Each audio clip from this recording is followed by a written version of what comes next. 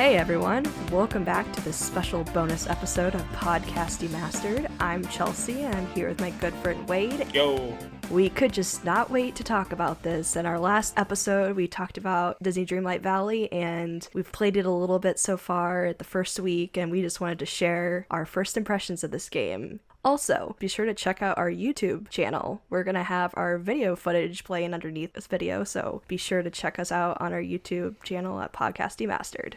So, the wait is over. The game came out. Yes. We had a hectic first day with it, I think. Just a lot to jump into. So, the end of the first night of playing, what were you thinking? How are you feeling about it? I was in love. This game was a dream come true to me. Oh, I was just like, this is the most dangerous game ever created. I don't think I will ever play any other game ever again. Right? No, immediately, you get out of the tutorial and you just start to, have that freedom, and it's just like, oh no. You can just feel the rest of your life slip away. Mm-hmm. Yeah. I know I did. Yeah. And it was one of those games too, because I'm playing on the PS4, but I was like, oh my gosh, I would love to just have a handheld of this, because this is a game where I just think about all the time now and I just want to pick it up and play it. But no, I have to turn on my TV and turn on the PS4 and everything. But I mean, that's still manageable, but no, I would love to just take this on the go with me. No, I agree. One day, maybe once it's out of early access and it's free, maybe I'll also have it on my Switch. But I also want it on Steam, on the computer. Hopefully, if I get both of those, hopefully I can connect those two accounts. Mm-hmm. So I'm not trying to deal with 3 different villages all at the same time. But our PlayStation ones are forever separated from everybody else. Although I hope maybe they'll get their act together and we can, share it on all systems. I sure hope so. I mean, we've been hoping that for years. Mm-hmm. Sony would knock their non-cross-playing crap off and let us have friends and stuff. Yeah. But, so I did mention I just got the basic founders pack. But what was exciting was that I forgot there were special pre-order perks with it, so that everybody who pre-ordered the game also got the additional Choco Crocodile, and then you get the donut ears. Yeah. So I do have a companion. I have the Choco Crocodile. Good. He's a sweet little boy, isn't he? Yeah. Mine's Mr. Sprinkles. Mr. Sprinkles. Yes. I played for quite a long time with my little chocolate alligator friend. Mm-hmm. But then I learned how to change it. Mm-hmm. And I do have my little regal silver fox guy. So I'm so sorry. I love Mr. Sprinkles. I'll change him back to the alligator. No. So you don't have to see him in the gameplay. No. You should share off your wonderful companion. Now, does yours have a name? He does not yet have a name, no. Okay. But I'll fix that. Yes, you should. I really want us to be able to put a name of our little companion in the game, because we don't have an option to do that, but... Mm-hmm. Not yet. Yeah. We'll see. Not yet. Yes, no. We'll see. Yeah, because like we said, this game is only in early access right now, but I am just impressed with how smooth, a majority of this game has played for me, and how much stuff there is to do. Oh, yeah. We've only been playing it for the last couple of days, and there's just so much to do in this game. Do you have a favorite thing yet? Just being in Dreamlight Valley makes me happy. Just being there? Yes. You're just happy to be there. Yeah, I mean, because this game brings me back vibes of playing Animal Crossing on my DS. That's the last time I played an Animal Crossing game. But I remember my sisters and I would play that. We would go visit each other's towns. And these games are just so simple and fun. And then you just have the magical Disney elements to them, where you get to interact with the characters. Now, one thing I do love about this game is that it kind of gives you options on how you choose your dialogue, and how you can choose. I love that so much. You can kind of be really snarky and really evil. I love that. There was one time where I was talking to Goofy and he was asking oh, what do you think of Scrooge or something? And I was just like, he's just so self-absorbed with himself and his money. And Goofy's like, I think there's a little bit more to him. And I'm like, sure. Always the positive. I hope you haven't been mean to Mickey, though, have you? Poor excuse guy. me? I have not been mean to Mickey. I love Mickey, and Mickey's storyline is so sad. Oh my gosh. He starts talking and you're like, oh, it's just Mickey. And he's like, oh yeah, also Minnie's gone. I don't know where she is. I'm extremely lonely and depressed. Yay! And I'm just like, no, Mickey, that's not a yay. Yeah. But we're gonna find her. Oh my gosh, yeah, that I was like, oh dang, that makes sense. And then I thought, and it made more sense when I've done a little bit more of Mickey's Quest, but I was like, at first I'm like, there's this weird glitch in the game. Why do I keep seeing weird silhouettes of Minnie Mouse Oh my around? I was like, gosh. Yeah, what for the real. heck is this? And then I was like, oh. I'm like, oh, it's actually part of the storyline with like Mickey. I'm like, oh dang. That's crazy, right? Yeah.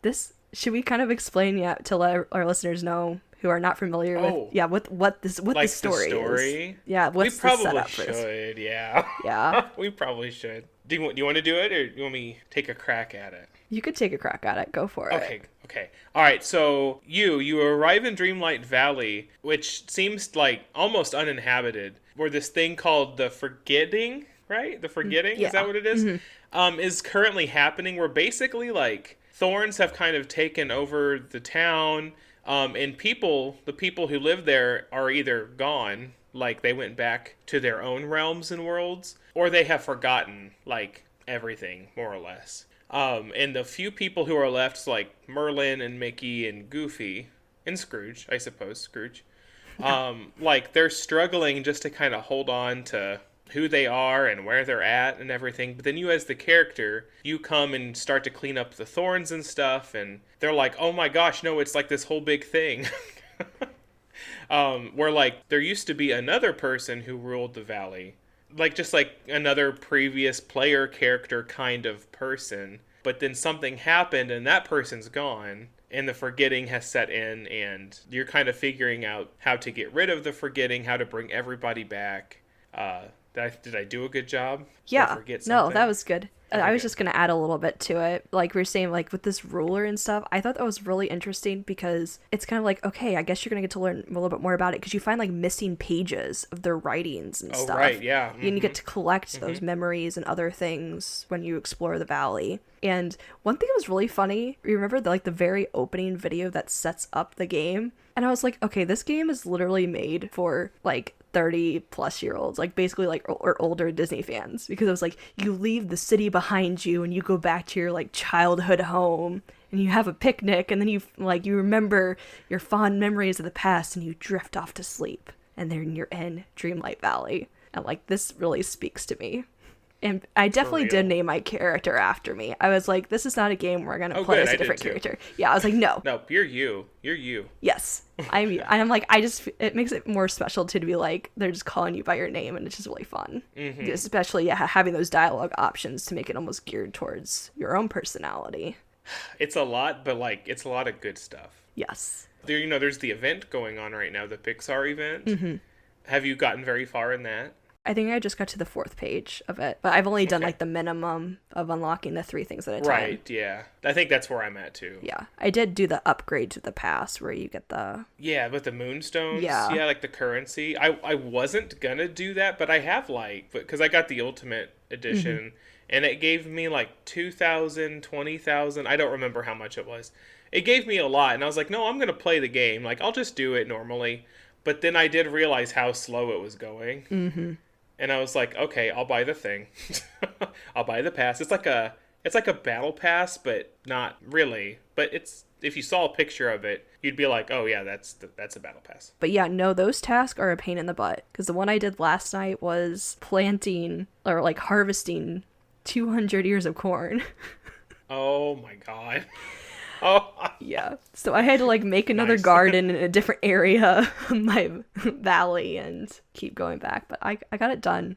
It was special, but... Well, that's good. It's special. Mm-hmm. I'm glad that this game in some ways like exceeded my expectations because of just there was more to this game than I thought there was going to be. I knew it seemed like it was going to be fun, fishing with Goofy, hanging out with Mickey and who else, but that there's so many other layers, that the story is interesting, that you get to unlock these extra memories and have so many quests to do. Yeah, I could just grow tomatoes all day if I wanted to. Those are good to have around too. Yep, they are. Everything is. My house is ugly right now. I have not decorated it. It is just full of chests with all my items I've been hoarding. So when you craft a chest, like one of the like wooden chests, like in the in the crafting, how much more additional space does that give you? Is it like 16 slots at least?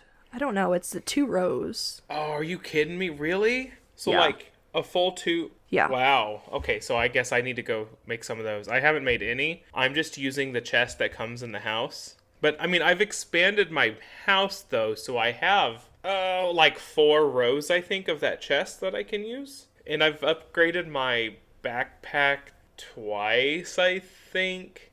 Okay, I have 2. Maybe just once, I don't remember. But I'm going to make some chests. That's going to help me because I'm tired of having to sell stuff. Yeah. I'm just like, I don't know when I'm going to need this stuff, and I'd rather just hoard it all now and sell stuff later because... Like the damn flowers. Like the damn flowers. Some of those are so hard to find. I pick them all up. I know, I pick them all up and I sell them, and then like 10 minutes later, Goofy's like, oh yeah, I need like 12 of that one specific flower. Can you go get it? And I'm just like, I just sold like 30 of those, man. Could you not? Could you not? And then like waiting for RNG to like do its thing and hope to God that it's that flower that's I spent a lot of my day today. Ursula drives me crazy. You need to make like some purple ink for her so she can like make her nasty little contracts, Yeah. So you need to make 2 vials of the ink, and then each vial takes like 4 of this purple flower and 4 of this purple flower. And I had, again, just sold a bunch of a whole bunch of flowers. Like, I had just emptied the town of flowers. No. I needed a tiny bit of money. And then she's like, hey, can you do this? And I think it took me like 4 hours to just like wait. And like, that's not the right flower. Pick it and sell it. Like, wait for more to spawn. I finally got there. You end up needing 8 of each. And good God, I was so ticked by the end of that. No, that's just exhausting. Mostly at myself. But now I'm going to make chests just to hold my flowers. That's what I'm going to do. I was like, nobody's visiting my house right now. My house is just filled with all of my stuff. I'm a hoarder.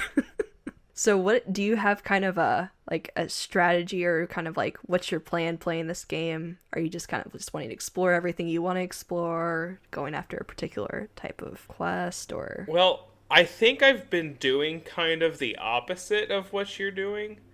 I've been like opening up a lot of the areas as I can, and then clearing them out of the night thorns and getting access to the new resources and stuff. You know, a lifetime of playing Animal Crossing and Stardew Valley and everything. But I mean, I've still been taking care of like my people. I think most of my villagers, I think I'm at friendship level 5 or higher with 5 or 6. Okay. Yeah. Except for there's like 2 people I got today. Ursula being one of them, that are just taking so long. I was just kind of like, bye, I'll deal with you later. So, but most of the other ones, they're up there. Yeah. So we're getting there. Yeah. We're getting there. No, I am so excited to, expand it and open up all those different areas. But I'm like, no, I need to focus on the immediate area because I'm just going to feel so overwhelmed. I can't do it. But I'm like, no, everything looks so cool. I think I have Scrooge is level 10. Oh my gosh. Nice. Yeah. And then I think Goofy and Mickey are either 8 or 9. And then Merlin's probably 6. So that's who I've been focusing on. Core. Wow. Yeah. I'm not, because 10's the end, right? 10 is the max. Yeah. At the moment, anyway. Oh my goodness. I'll get there. I want more people in the village.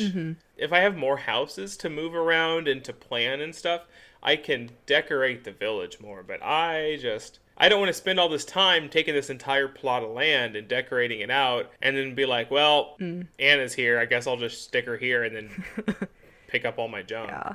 Speaking of Anna, unlock the forest area and Kristoff is up there. And he's just like playing his little guitar thing, like so lonely. And I've just left him there for now. Is he lost in the woods? I'm like, you're fine there. That's literally, I think, the name of like the quest that opens up when something lost into something. And I was just like, oh, okay. And I ran up the ramp and took a right, and I could like hear the music. So I chased it down, and he's just standing there in the thicket, just playing. And I'm just like, you poor guy. Yeah. You're doing fine. I'll leave you alone. I'll get him later. Yeah. It's fine. Not going anywhere. I'll come back. Yeah. Yep. He's going to be there regardless. So. Oh, man. That's so funny. So I feel like that's kind of a little bit of what we've been doing in Dreamlight Valley. Very addicting. I feel like as soon as we're done recording, we're going to go back to playing it because it was like, oh, we have to make time to record this little first impressions because we've been busy playing it. So we've been trying to get as much time as we can, and that's I think that's going to be my week as well. So I understand. Yep. I'm going to try to. Be my game for the rest of the year at least, and longer, of course. Oh, yeah. Yeah. Easily. Yeah. Well, listeners, we hope you enjoyed our little bit of a dive into Disney Dreamlight Valley and our first impressions and what we've been up to. Let us know if you have tried out this game or if it is something that you would be interested in playing. As always, be sure to follow and subscribe wherever you listen to this podcast. Share it with a friend. As we mentioned at the top of the show, we're also on YouTube, and when this episode comes out, we'll be releasing this recording along with some of our footage from us hanging out in the valley. And thanks again for listening to this week's episode, and we hope you tune in to the next one. See ya. See ya.